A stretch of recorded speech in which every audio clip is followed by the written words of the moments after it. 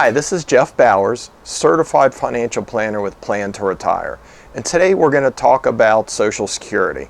Specifically, we're going to talk about some of the changes for Social Security for 2021, as well as some of our thoughts about the things you should consider about the timing of when you start Social Security benefits. First, let's talk about some of the changes coming for 2021. As most people know, Social Security indexes each year the amount of benefit that you get, and this year it's going up 1.3%. Interesting enough, the average Social Security benefit is $1,543 a year. That's the average that a person gets. The average household gets $2,596 a year. Also, it's interesting to note that about half the population over the age of 65 uses Social Security for about half of their income. So it's a pretty important program.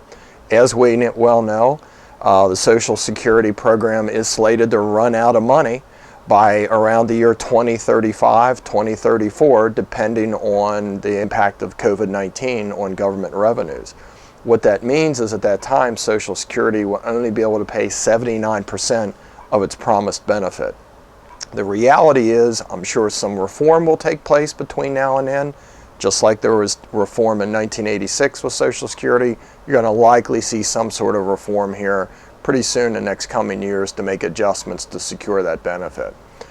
One of the other things that's changing for Social Security for 2021 is your full retirement age. Now remember, your full retirement age is that age that you can claim your maximum Social Security benefit. It always used to be age 65, but from the 1986 Social Security reform, that was indexed to go from 65 to age 67. So for 2021, it's actually 66 years and 10 months. So that's the age that you can get 100% of your benefit. If you decide to take Social Security at age 62, you take a permanent 29% penalty because you claim Social Security at a young age. And remember, every year you wait past your full retirement age, so in this case, 66 years and 10 months, you get an 8% bump up in the benefit. Now, when you start to receive Social Security is really a need-based decision that you need to make. So we'll get into that in a few more minutes. But a couple other things relating to that. In the year that you turn your full retirement age, you have anything from that age younger, so from 62 to your full retirement age, you have an earnings limit from Social Security. There's a maximum amount that you can earn, that if you earn anything over that, for every $2 over, you take a $1 penalty or a $1 deduction in your future Social Security benefit. So for 2021, that annual limit is $18,900. Now, it's not enforced or implemented on an annual basis. So if you think, well, I work a seasonal job and I'm going to be okay because I only work 3 months, it's actually done on a monthly basis. So the monthly limit is $1,575. So for every $2 you make over $1,575, you lose $1 of your Social Security benefit. Now remember, this applies to people in 2021 from 62 to 66 in 10 months. If you happen to be obtaining your full retirement age, that's 66 and 10 months in 2021, they call that a hybrid year. So the earnings limit is actually higher. The earnings limit for 2021 for those folks is $50,520. But remember, that also is enforced on a monthly amount.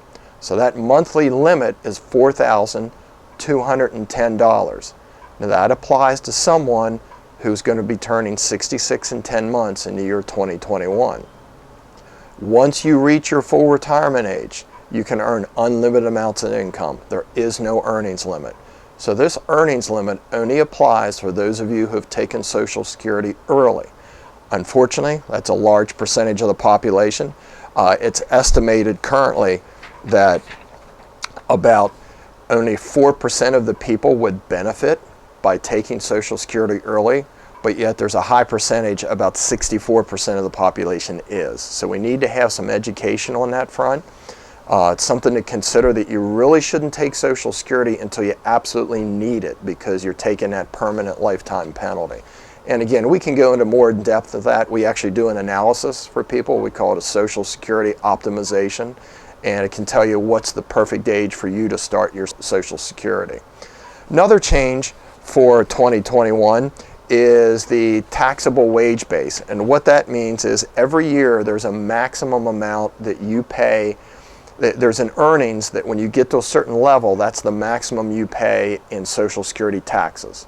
So for 2021, once you earn $142,800, from that level up, you no longer pay Social Security taxes. So anything below that $142,800, you continue to pay Social Security. A lot of people might say, well, it doesn't seem fair that the higher income, you actually don't pay Social Security tax. The reason that is the way the formula is used to tabulate Social Security. You have a maximum benefit. So it's one of the rare things in government where they actually still have a belief that you shouldn't pay for a benefit that you can't receive. And that maximum benefit for 2021 is $3,148. So that would be someone who would have earned the maximum income their entire working years.